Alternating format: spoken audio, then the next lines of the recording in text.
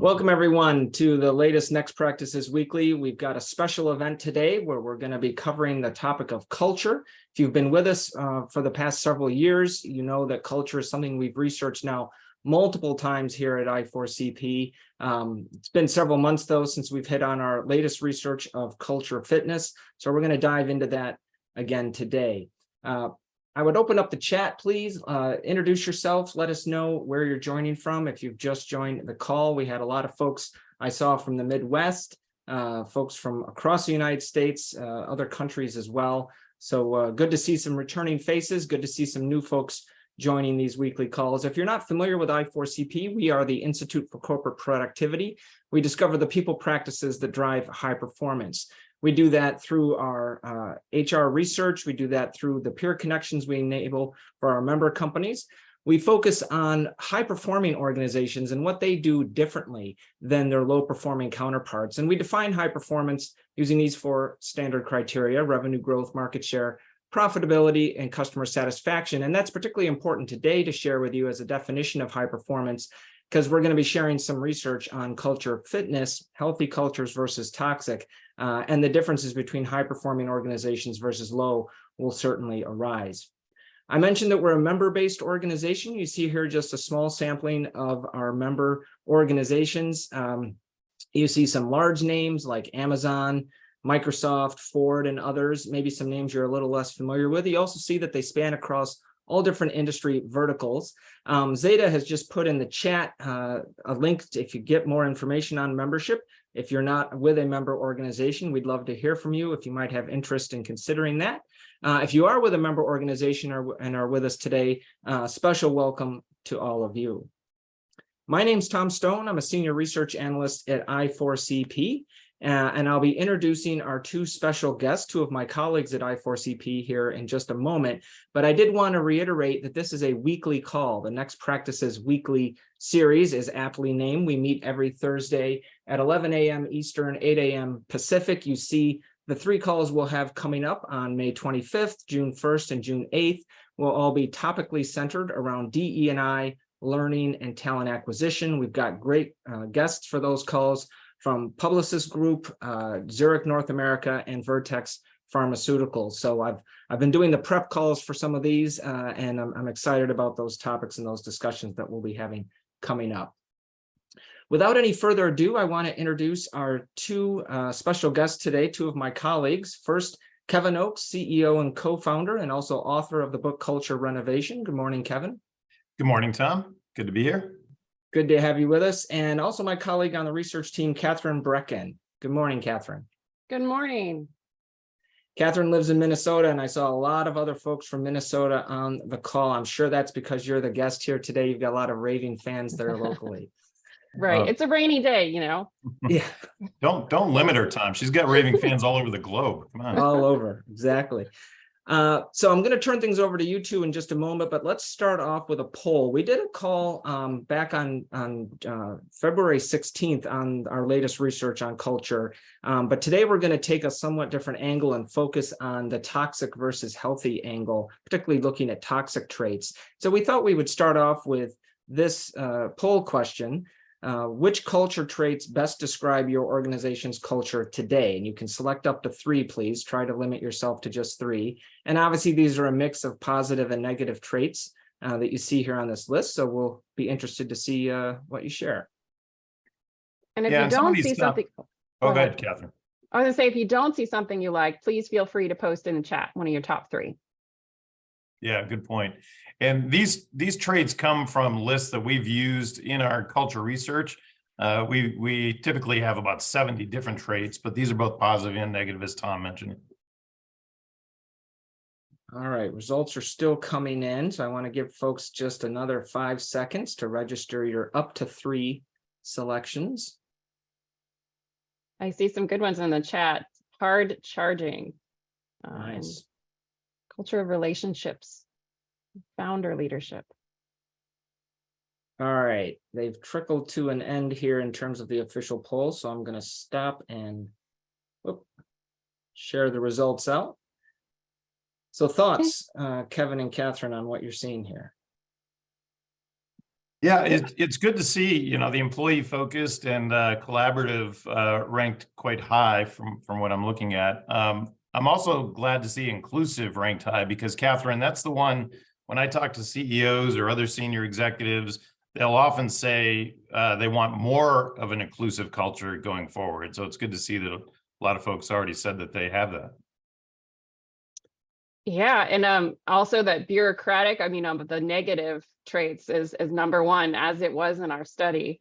And we'll talk about that. That was a very powerful trait with a strong correlation to toxic cultures, as was chaotic cultures, for sure. It's interesting. I'm glad to see disrespectful got 0 votes. So Right? that's Yeah. nice. It's a shout out to all those respectful companies. Yeah, no, that's interesting. And we're going to dive in today, as Tom mentioned, into the negative traits. Toxic cultures have been in the news. KO, do you want to speak to this slide? Yeah, sort of, I do. These are headlines that I've been collecting from different news sources over the last few months, and it's been pretty obvious that a lot of companies are concerned about their culture, particularly, what did the pandemic do to our culture, and then how are we going to be proactive about our culture in this wake of return to the office? I just got back from a trip to Australia and to Singapore, and I was meeting with a lot of CHROs and other executives in both locations. And they have the exact same issues. They are talking about their culture. They want to make sure that their culture stays intact as they ask people to come back to the office. So, I think all these headlines sort of capture that built up sentiment around culture overall. Oh, definitely. I think the unfortunate reality, as you see here, is that more than a third of large organizations that we've surveyed reported becoming more toxic over the past 2 years. And a key finding from the study is that unhealthy practices multiply when they're not addressed. And these here, as Tom's about to show, if there is ever a reason that highlights the importance of culture and the need to focus on it, this is a strong one. Organizations with toxic cultures were far more likely to list these as critical issues that their organization needs to address right now compared to very healthy ones. So these are the symptoms, if you will, of unhealthy cultures. Yeah, and I think every culture, Katheryn, experiences some of this to an extent. The key is it just in small little pockets inside your organization, or are these overall symptoms of your culture? And clearly, if you feel like you're in a toxic culture, you recognize that a lot of these symptoms are pervasive throughout the company. And it's almost like a canary in the coal mine. If you're seeing some of these symptoms or these traits become a bigger problem inside your organization, it's likely an indicator that your culture is headed the wrong way. And so we list these out really as an early warning sign. But I think as we've looked at toxic cultures, these are the ones that typically bubble to the top and what companies will tell us are symptoms of their culture overall. Absolutely. And I think there were like 11 total response options that they could have chosen of basically crappy things you don't want happening, rising to the top in your organization. Those are the ones that were statistically correlated to toxic cultures, but then also very healthy cultures were far more likely to pick none of the above, which was interesting. Right. Yeah. What I love about this slide, and so this is what Katheryn coined as the toxic 9. And Katheryn was the author of our culture fitness report that put forward not only negative traits, toxic culture traits, but also positive ones. And what I think is fascinating about this slide is just the frequency mentioned versus healthy cultures. You can see how often toxic cultures mention that they have each of these traits versus a healthy culture. And Katheryn, I'll let you talk to this slide in a little bit more depth. Sure. I just want to highlight too, we've got a brand new infographic listing these 9 out and talking about them that's available. So if you want to click on the link, you can save that resource. So yeah, our research found that people with very toxic organizations tended to talk about their culture in similar ways. The following 9 were cited much more often by those who described their workplace as toxic, but we also did regression and analysis, controlling for market performance and size, and any one of these 9, they can explain anywhere between 15% and 22% of how toxic participants rated their culture. So there's, like I said, these self-perpetuating aspects of toxic cultures just tend to steamroll. So, if you're hearing, again, that these are the types of traits that your employees are describing about their unit, their department, the organization as a whole, it's a really good indication that you've got a toxic culture, or at least toxic pockets. What I think is interesting about this list of 9 is that some of these almost seem opposite to each other. You've got some pretty, somebody said hard charging is their culture, and you could say, oh, we have a cutthroat culture or a chaotic culture overall. But then on the flip side, you've got other things like conflict avoidant or complacent that are just as toxic inside of an organization. And I think those sometimes get confused with each other, Katheryn. I think, some cultures can be very disrespectful and, have a lot of what I call brilliant jerks, people that are tolerated inside the organization because they either, know how to execute or bring in a lot of revenue, or, a fantastic engineer, fantastic scientist, what have you. And yet other cultures that might be perceived on the outside as overly nice, cultures where people don't really bring up the issues at hand. They don't, they're afraid of confrontation, they're conflict avoidant, as that last culture trait says. Yet that can be just as destructive, maybe a little bit more slowly, maybe not as evident. But in those cultures, people don't really say what's on their mind. And, oftentimes there's the meeting after the meeting, where people don't speak up in the meeting, but then they whisper in the hallways, or they whisper to each other their objections to what happened in the meeting. And those cultures actually are not my favorite, because they're harder to detect and harder to address from a health perspective. Absolutely. And, so bureaucratic was the #1 negative trait that rose in our poll at the beginning of the hour, but just the sheer fact that participants had 26 potential culture traits to choose from. And our survey pool, which is about 960 individuals representing 53 countries, 83% are mid-level managers or above, even CEOs and board members. So these are people with a lot of experience, probably a lot of tenure in the organization, and they're choosing to describe the top traits as sort of these negative ones. It's just really interesting. If you go to the next slide, Tom. Yeah, and while we're doing that, Katheryn, we did have a question from James in the chat, wondering what was the criteria for differentiating amongst everyone that took the survey, those that were from toxic organizations versus healthy, like what to be labeled as in one of those buckets versus the other. When you analyze the data, what was the criteria there? Fantastic question, and it gets to also your correlation matrix that you asked about, James. So we asked participants to self-assess their culture, and they had a Likert scale ranging from very toxic to very healthy. And then we also asked them to describe their top 5 culture traits out of 26 possible, including an other open response option. And when we did our correlation analysis, and which led to further regression analysis, the toxic 9 had the highest R-squared, highest influence, if you will, on whether participants rated their culture toxic or not.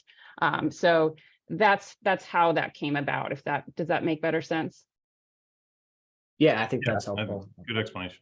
And I like the comment that Jacob made in the chat that some of the traits like bureaucratic, hierarchical, and complacent, and I thought the same way, Jacob, when I first saw the data, they seem like innocent ones on the surface, but they really do have a lot of toxic behaviors that come with them, as opposed to some of the others like disrespectful, where it's kind of obvious that it's toxic. Absolutely. And this slide here, so similar to traits, we also asked participants to describe their culture types. And there were 26 options, again, some good, some bad, and an open response other option. The largest number of respondents identified with these 3 industries, and these were the top, had these top 5 descriptors of organizational culture from their leaders. So financial services, the #1 typology is a top-down command and control organization, which I don't think surprises many. Healthcare, the number one is underperformance is tolerated, which is just kind of scary to me. And business services, the fifth typology is overly focused on financial results. So, just again, that people were honest in how they were assessing their culture, but that these were the top, these rose to the top five is an indication that we all have some work to do on our culture, I think. I think, as we look at these though, Katheryn, and thinking about the conversation we just had, financial services often has that cutthroat kind of culture, right? Where it can be very chaotic and hard charging, where healthcare tends probably seem the opposite, where there can be conflict avoidance, in healthcare, a lot of bureaucracy, et cetera. So I think those are two good examples of industries that kind of reflect what we were just talking about. Absolutely. All right, so this next slide here, when examining which behaviors happen in organizations with any of the toxic traits we just discussed, our study found that leadership actions, particularly inaction and unwanted behaviors, emerged as a main catalyst, if you will. Leaders in unfit cultures are 4 to 5 times more likely to disregard poor behavior when making decisions about advancement, compensation, succession planning, performance ratings, awards and recognition, and high potential employee designations. Conversely, those whose organizations have fit cultures are 6 times more likely to report that behavioral issues are addressed as soon as they are identified. So it's again that inaction or the tolerance of undesirable behaviors. Well, so I use the term, if we could stay on that one for a second, Tom. I used the term earlier, brilliant jerk, and somebody said, "Oh, I love that term." This is something that I think we've all experienced, where we just aren't addressing behaviors that are really destructive to the overall culture. and so I think I love this stat because it's something that I think a lot of companies struggle with, but good cultures address this right out of the gate. They don't let performance blind them to what happens on a day-to-day basis and how people walk the talk. Bob Sutton, who's a professor at Stanford, wrote a great book many years ago called The No Asshole Rule. And sorry for my French, but that's the title of the book. And in it, he described how companies who have great cultures just really don't let this happen. They, when they're making these decisions, as they're going about their day-to-day activities, they don't let these brilliant jerks exist inside the company. They either get those people to be respectful internally or they get rid of them. And I think this is a behavior pattern that a lot of companies really struggle with overall. Mm-hmm. Interestingly, and people in the chat were also mentioning Bob Sutton in his book, but there's another book called The Theory of the A-Hole, and it goes through history, and it basically thematicizes a variety of actions of our most brilliant jerks, as you would describe in history, and it comes to these same types of conclusions as well. So yeah, on the A-hole theory theme anyways. Also over in the chat, Natalie, I think identified 2 reasons that poor behavior is sometimes accepted. One, favoritism, who you know personally and favoring those folks. And then also just that person or that role's ability to drive profits. I think, we've all known some salespeople that, not to pick on salespeople, but there are definitely some that they're more directly tied to profits, then you're maybe a little more lenient when you shouldn't be. Yeah, and I think that's where you see it happen quite a bit, Tom, is in revenue producing roles. You do use the examples of engineers or scientists. Those are other areas where you've got brilliant minds that just leave a path of destruction in their wake, as they go about their day, their career, et cetera. This is one where if you're a company that has very defined values and understand the behaviors that you expect, particularly of your leaders, that you need to pay attention to. And the best companies, they do a great job at training people leaders on behaviors that they expect. Employees are going to do what executives do, what leaders do. They're not going to do what's written on a wall or written in a PowerPoint somewhere. And so you've got to make sure that you put that effort into training them on the behaviors overall. Yeah, and really not accepting when that star performer does something that doesn't resonate or doesn't agree with the organizational values. Absolutely. So these are two more symptoms of a toxic culture: lack of trust in senior leaders and unsafe environments for expressing opinions or concerns. We found these are especially damaging to organizations' employee and consumer branding and can significantly detract from their ability to achieve business outcomes. I think when we hear about organizations like the Ubers and so forth, they are not safe environments for people to speak up, where there's a lack of trust, it definitely impacts the bottom line and consumer behavior and stakeholder behavior as well. We're going to read a lot more and hear a lot more about trust over the next year, in my opinion, because this has become a very pervasive problem in a lot of organizations. And it's not just that employees don't trust leaders. Equally, a lot of leaders don't trust employees. Some of this is manifesting itself in the return to office policies that we're seeing. Most organizations, I'm guessing anywhere between 2/3 and 3/4 of organizations, have told employees to come back into the office, if not 5 days a week, it's some sort of hybrid of that, usually 3 days a week.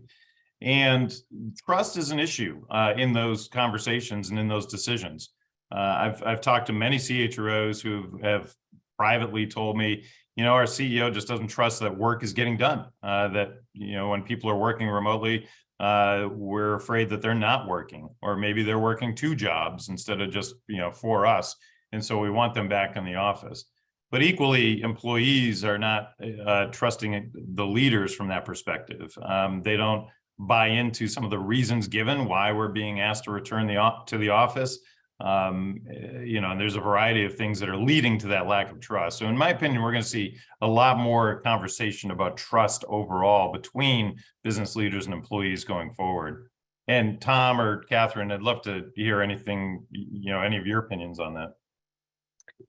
Well, I definitely think when we release our productivity reboot study in June, yay, you guys will look forward to that. We're going to hear a lot more about the role of trust in driving healthy cultures, as well as productivity.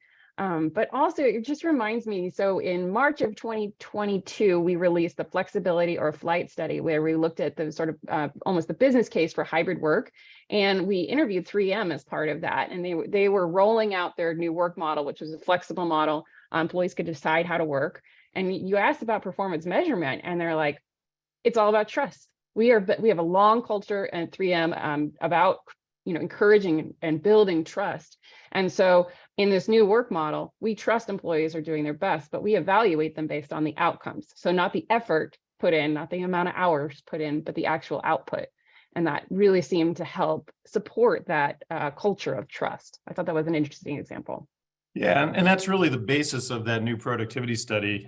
We've seen the pendulum swing a bit from being an empathetic leader to now being a little bit more focused on outcomes and goals, which I think is it's a very healthy thing to be focused on outcomes overall, especially in this conversation about where does somebody sit when they do their work. It harkens back to decades ago where employees were being measured by objectives, and MBOs are now making a bit of a comeback as you've got new people leaders that suddenly have decided, all right, that's the way I really need to manage my team and work on a day-to-day basis. This last stat, though, I think is also a very interesting one about unsafe environments for expressing opinions or concerns. We've talked a lot about psychological safety over the years. This is something that Amy Edmondson talked about at our annual conference, Next Practices Now. Amy kind of coined this whole concept back in the 90s, and then Google made it popular again several years ago. But it's one that has become critically important. We've seen a number of corporate scandals result from environments where there wasn't psychological safety. So the Boeing 737 MAX tragedy, something I outlined in the book that I wrote called Culture Renovation, is an unfortunate example of this, where the U.S. House of Representatives blamed those tragedies on a culture of concealment, where engineers and others inside the organization didn't feel psychologically safe to raise certain issues or questions that they had about aspects of those planes, and we all know what happened from those planes. It's a lot more complicated than that, but I think we see this in a lot of organizations where people just don't feel safe to raise concerns that they see, and it can have dramatic effect inside of organizations. I'll just jump in here to represent a few things from the chat. Going back to the issue of trust, really like the analogy that someone here gave. Andrew, trust arrives on foot and leaves like a Ferrari. I've heard other analogies over the years, like trust is built by climbing a slow, tall staircase, but leaves down an elevator shaft, things like that. And also just wanted to note James' comment that the challenge in many organizations is not having enough objective measures of performance for far too many roles. And we all immediately think of sales or customer service, where it's easy to have quantifiable goals. But to your point, Kevin and Katheryn, about productivity and the need for objective measures and management by measurement of those objectives and goals, it is a challenge in roles where it's more difficult to come up with them. Absolutely. I think those comments also sort of lead very nicely into the discussion question on the next slide that we wanted to bring about with the group. As I mentioned, we have a productivity reboot study coming out in June we're very excited about. In that study, we found that the trust employees have in their senior leaders is the most important trust relationship within an organization. Organizations where employees had strong levels of trust in senior leaders were more likely to have higher market performance, less burnout, stronger cultures, and higher levels of productivity. We also found that the level of trust employees have in senior leaders matters more than any other type of trust, including that of how employees trust their direct supervisor, how much employees trust their teams, and how much senior leaders trust employees. So that feeling of, especially of the front line of senior level leaders is incredibly important to cultivate and develop. And so we wanted to ask this question. We kind of field this regularly at I4CP. Given a crisis, how can leaders reestablish trust? We get that a lot. And so I would love to hear from you. What have you seen in your experience that can stoke trust after an event like that violated employee trust on a Ferrari, right? That you guys were all just speaking about earlier. Well, first response in from Ludmilla is leaders walking the talk. You guys referenced that earlier, leaders modeling these healthy culture behaviors. Transparency from Cecilia. Hi, Cecilia. Definitely agree with that. Philip agrees. That's the number one. They're coming in here, so I'll leave it to the two of you to watch the chat as well and comment on some that you see coming in. Yeah, I've just been liking the transparency comments because I always feel like that's critical. And a lot of times that's what employees feel like is missing. Especially when there's a layoff, they don't feel like they're getting the full picture. They're not told the truth about what's happening from a financial perspective. As you both know, I'm a big fan of open book management. We run our company that way. And what open book management allows you to do is on a very regular basis, show all the financials to the employees. And we go through that every month. We're doing it later today, actually. And we go through not only how are we doing to our goal against our goals, but EBITDA, what's our cash position, et cetera, et cetera. And I think that's a healthy way to run a company. If you're a public company, you have access to a lot of that data, but I think it helps to have management, take the mountains of data and just really cull it down to the most important things so that everybody's aware of how the company's doing from a financial perspective. And then if something like a layoff does happen, it doesn't become a huge surprise to the organization, or they understand the reasons behind it. It's really about protecting the health of the organization overall, which I think sometimes gets lost in that layoff conversation. So transparency to me is such a key one. It really is. And explaining the why, I think, is very important. So not just communicating what is happening, but why it's happening and how that aligns back to organizational values and organizational goals, I think is also critical.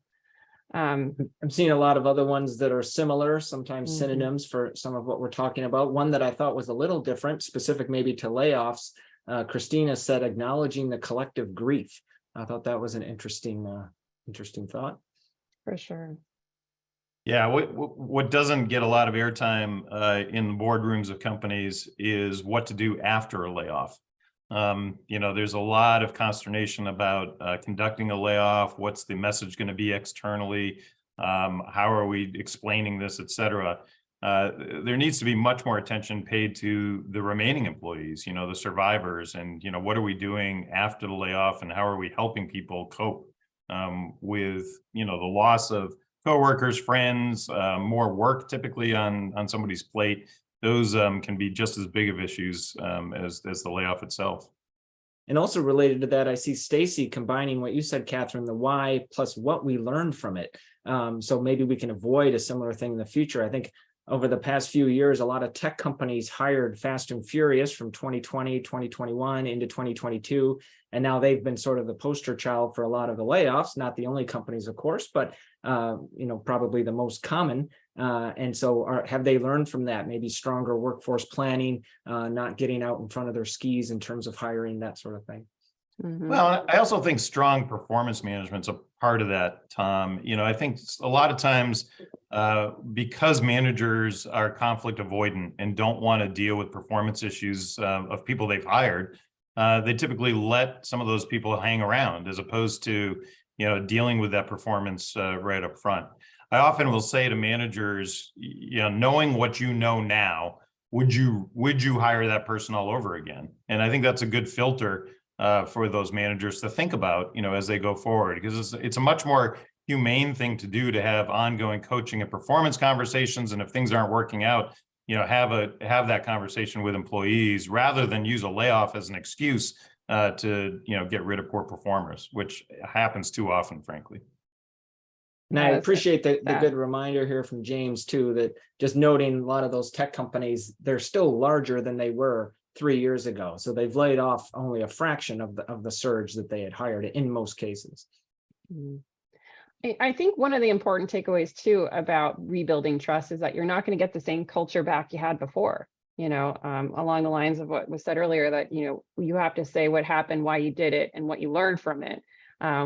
What you learn from it will ultimately means that you have to change. And so I think leaders, when they talk about rebuilding trust, need to think, okay, well, where do we want to go with our culture?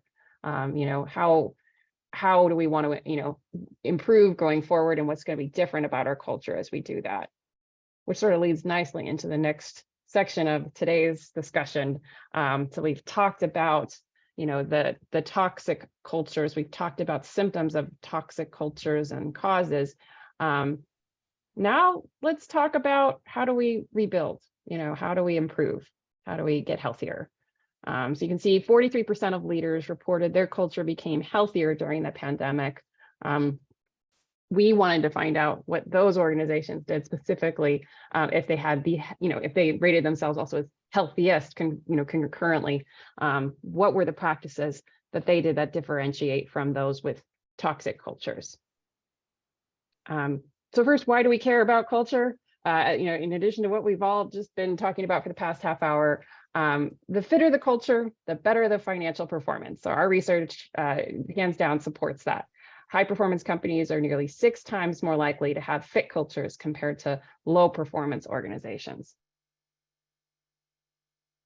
That, to me, by the way, I know we just kind of breezed through that stat. That's the most important stat of the entire culture fitness study, is that 6X. And when I hear CEOs saying that they want everybody to return to the office because I want to improve productivity, I want to improve performance, my initial reaction is, you know what, focus on your culture first. That's where you're going to get the best impact to your productivity or performance overall. It's not just forcing people back into the office. Absolutely. So here, these are what I like to call the symptoms of the healthy culture. All good things that we all want for our organizations. Those with the fittest cultures in our study reported significantly higher employee net promoter scores than those with unfit cultures. Tom, if you just kind of click forward, with each of these, you'll see companies with healthy cultures reported 71 to 100 ENPS scores 9 times more often than their unfit counterparts. And they were also 4.5 times more likely to report an increase in employee engagement scores since the onset of the pandemic. Very fit cultures are 4 times more likely to have experienced improved retention of existing employees and are 3 times more likely to report their ability to attract top talent since 2020 improved. Unsurprisingly, this has resulted in improved productivity. Organizations that have fit cultures are 2 times more likely to report increased employee productivity during the same period. And much of this stems from the overall well-being of the workforce. Survey respondents representing organizations with fit cultures were 3 times more likely to indicate well-being improved in comparison to their counterparts. And finally, they were 1.5 times more likely to report improved diversity and representation. I think, Katheryn and Tom, we're going to get a little stamp that says CFO stat, because I think there's a couple of stats on here that if you're trying to impress your CFO or trying to get them to care about culture, show them these stats, such as healthy cultures are 4 times more likely to improve retention of existing employees, or twice as likely to report increased employee productivity. These are the stats that just go right to the bottom line business impact of the organization. Engagement scores can be a little fluffy sometimes. Well-being is critical, but that can be sometimes subjective. You want to make sure that from a culture perspective, you're really tugging at the financial heartstrings of the senior team. And some of these stats do that very, very well. Yeah, absolutely. The next slide is also great. The next slide is my favorite slide. I think, boom, I love this. So, immediately when I looked at the healthy cultures are 6 times more likely to have higher market performance, to me, that correlation was like, well, no, duh, right? They have more money. Of course, they can have a better culture. So we dug deeper to find out what was going on. As part of the survey, we asked participants to evaluate how various workforce outcomes like retention and productivity and diversity and representation, how have those changed over the past 2 years? And our statistical model found that the health of the culture plays a significant and important role in predicting improvements in employee productivity. There's not just a significant correlation between the two. Our data found that culture directly impacted perceived changes to employee productivity, which in turn had a very large impact on market performance. So culture fitness is actually sort of, it's an indirect influence on market performance, and the missing link is productivity.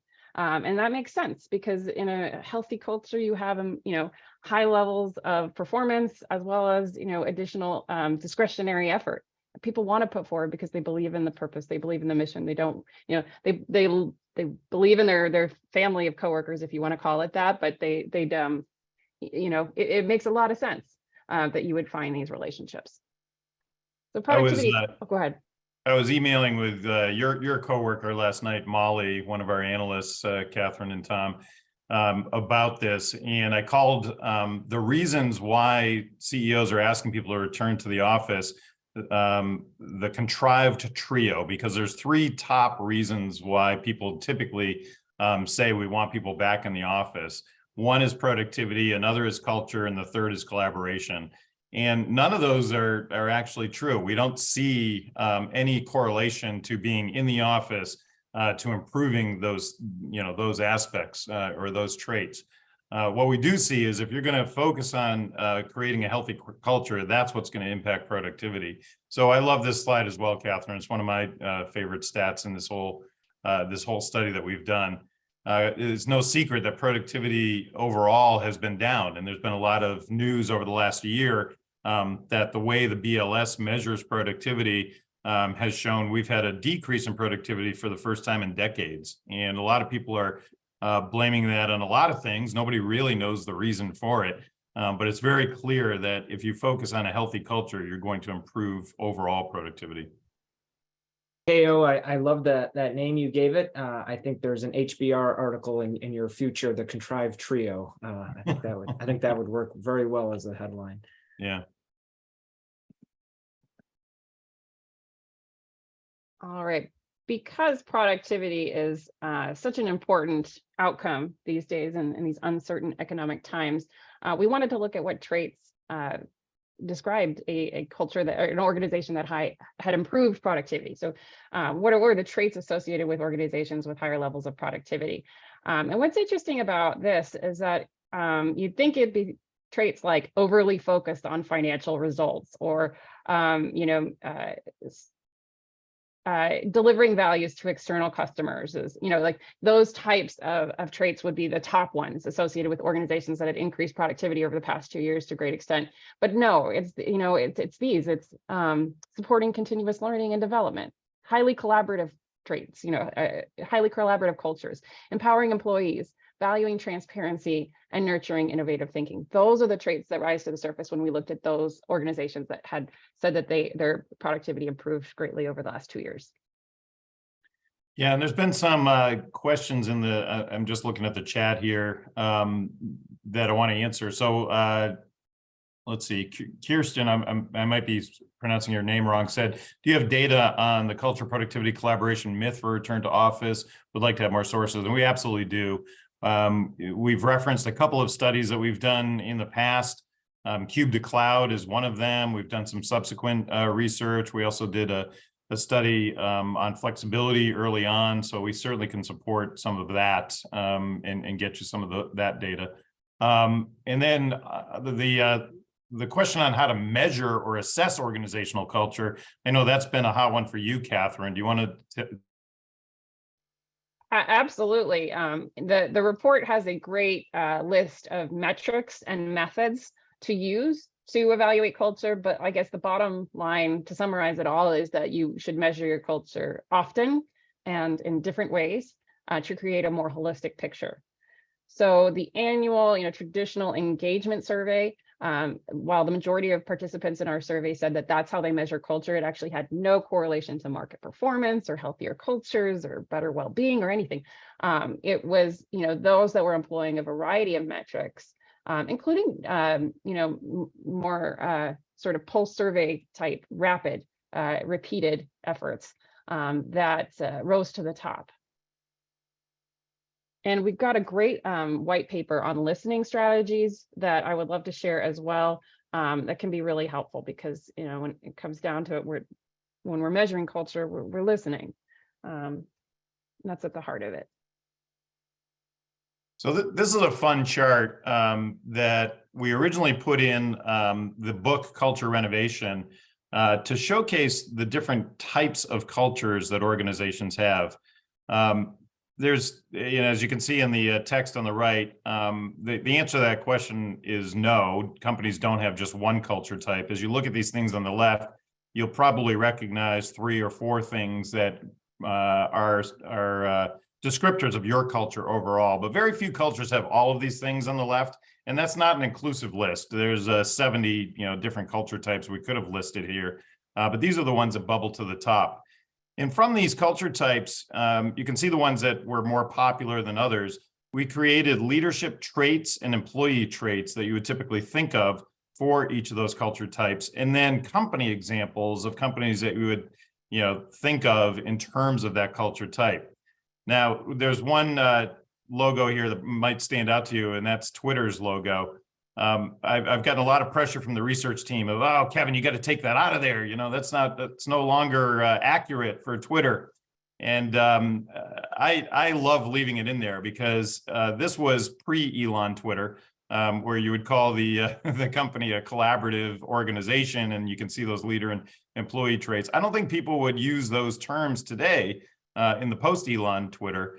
And it's a great example of how quickly things can change in a culture and how much impact a leader can have to the overall culture of the organization. So I keep arguing, leave it in. Don't take that logo out, because I think it's an interesting story, frankly. Absolutely, and the evolution of that organization is fascinating. The company is still thriving, though. Kristen mentions, very true. Yep. Rebecca asked a question, can you provide guidance on productivity and how it overshadows the need for continuous learning and development? Folks say they are too busy to take time away for learning. And I think that's an age-old phrase that I think we've been hearing from a lot of employees because, they feel a lot of pressure. And that has to do with culture. But I will say that development and internal mobility, those were 2 influential factors in explaining the variance in culture. And so those have they have an important impact on the health of the culture, and it's either critical to keep top of mind. I'll jump in on that as well, because my background in L&D, it's something that I've grappled with for 25 years, employees not having time for learning. And what I've found is that the high performance companies, particularly high performance L&D companies, if you're familiar with the 70-20-10 model, where 10% is usually where you focus your L&D budget and you spend on formal training programs, but 70% of learning, just a rough model, actually comes from learning while doing the work, learning on the job, learning in the flow of work. High performing companies are trying more and more to focus on that 70% of the time, so that you're learning as you're doing. Things like job rotations come up in a lot of our studies as being excellent ways to learn, because you're learning from doing the work. So that's something we found in multiple studies and just talking to a lot of our CLTO board members and others at I4CP. Mm-hmm. And I think we're going to find in this age of generative AI that upskilling can actually, learning how to use this new technology can greatly improve your productivity. So it's worth to take the time, to do the learning. I don't know, but so these are 7 habits of a very healthy culture that surfaced in our research, not only based on the survey data, but we also did dozens of interviews just for this, but we've done hundreds of interviews over the years. I4CP has an extensive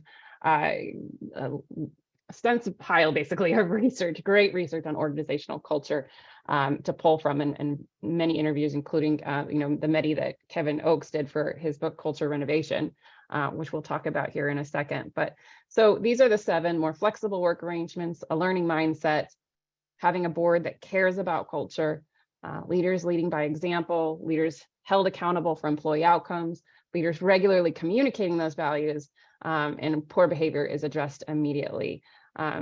Keeping these top of mind as you're building your culture will greatly improve your odds of success, I would say. Kevin, anything you want to add on this? One that we haven't really talked about is number 3, the boards that care about culture. This is something that we've highlighted many times in the past. We're seeing more and more boards of directors ask about culture inside of organizations.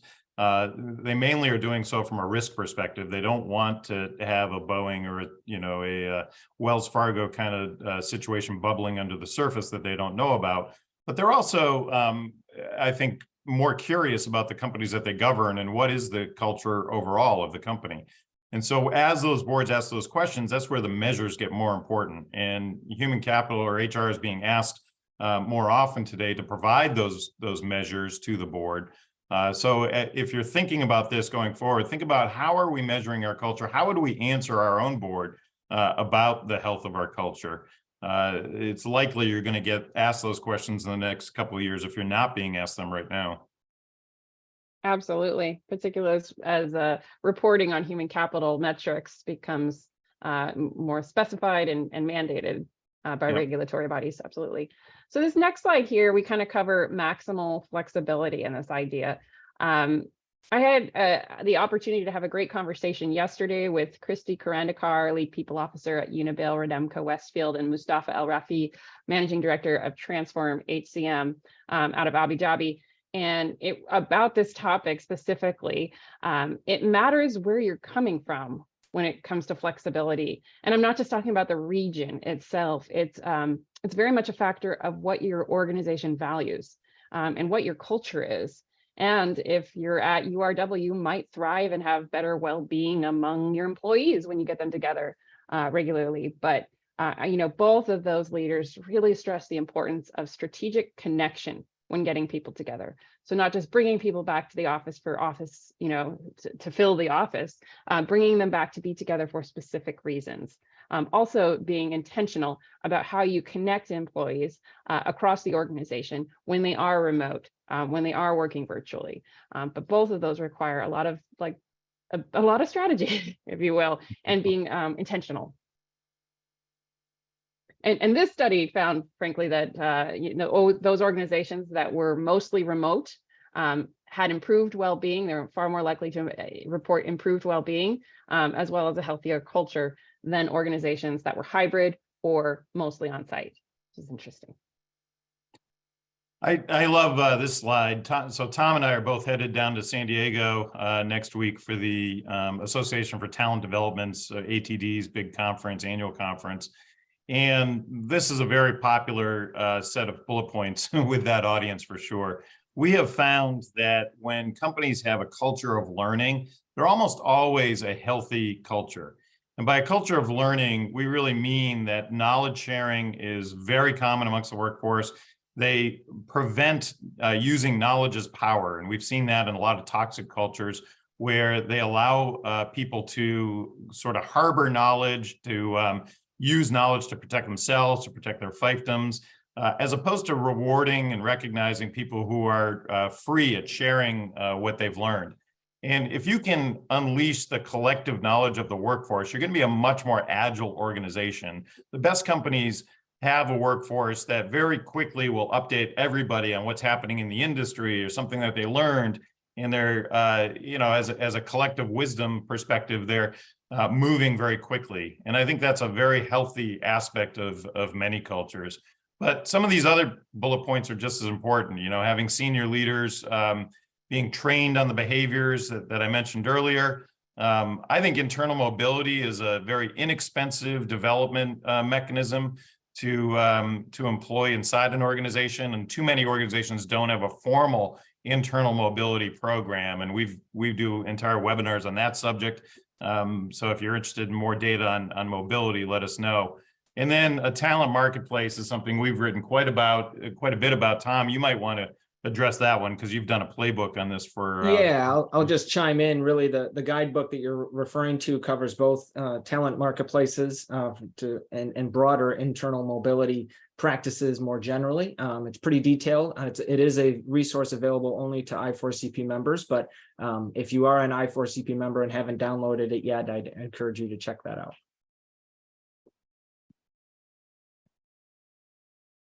So 4 out of 7 of our healthy habits of very healthy organizations have to do with leaders. And it's not to say that frontline employees or individual contributors don't have anything to do with culture, they do, but leaders make up a strategic intervention, if you will, if you're trying to improve your culture. So top leaders who lead by example. You'll see in the next slide, but that is the most powerful intervention in terms of moving the needle on culture. Those from very fit cultures were 10 times more likely to say their organizations have leaders who do this consistently when compared with the unfit, the toxic. And highlighting the tie between culture and financial success, those from high performance organizations were 8 times more likely to report having leaders who mirror the company's values consistently compared to those from low performance organizations. Leaders are held accountable for employee outcomes. As opposed to measuring leaders purely on business outcomes, organizations with very healthy cultures are 18 times more likely to measure leaders on how well they manage employee elements like retention and development. Our research found that fewer than 16% of organizations actually do this. And that is why we designated that as a next practice. And for any members on the call, I'll post a link, but we just produced, my colleague Judy Alpers produced a brilliant how-to guide in terms of helping organizations hold employees or leaders accountable for employee outcomes. And I'll post that shortly. Leaders who regularly communicate values, leaders in organizations that have very healthy cultures are 3 times more likely to frequently communicate organizational values to their teams. And also poor behavior is addressed immediately. Companies with unfit cultures are 6 times more likely to report their leaders address poor behaviors in their organization as soon as they are identified. And the slide that we have posted here, pump up your culture fitness. These are 9 specific strategies that we talk about in the report among those 7 habits, because these are the ones that we were able to isolate and specifically single out and examine in regression models to understand if you take this action, will it significantly impact or influence the health of your culture? And what you see in the percentages are R squares. You could read the report for more of an explanation, but essentially you're looking at, if I set aside the size of an organization and its market performance, how much would this strategy move the needle on the scale of culture fitness at my organization? And as you can see, leaders consistently demonstrating organizational values reigns supreme in its ability to move the needle on culture, explaining 43% of how participants rated their culture when controlling for size and market performance.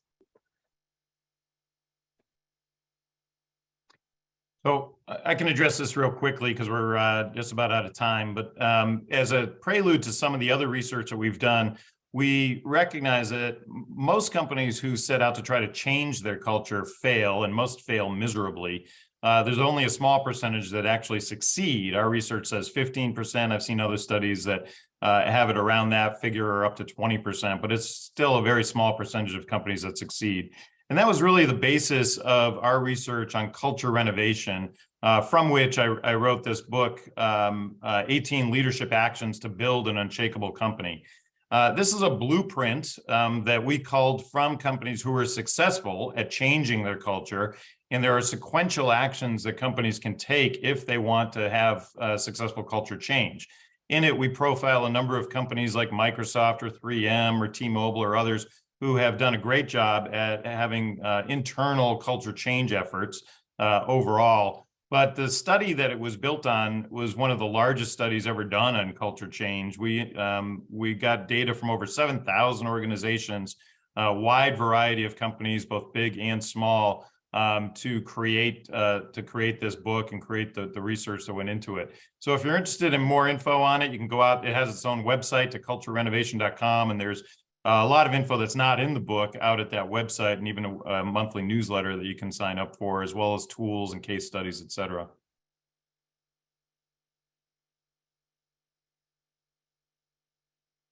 All right, well, very good. I want to thank you both. We're near the end of the hour. Thank you, Katheryn. Thank you, Kevin. This has been once again enlightening. We had a great session 3 months ago, and this was a deeper dive, particularly on the toxic and healthy traits aspects that we were able to unearth in this study. So thank you both. This has been great.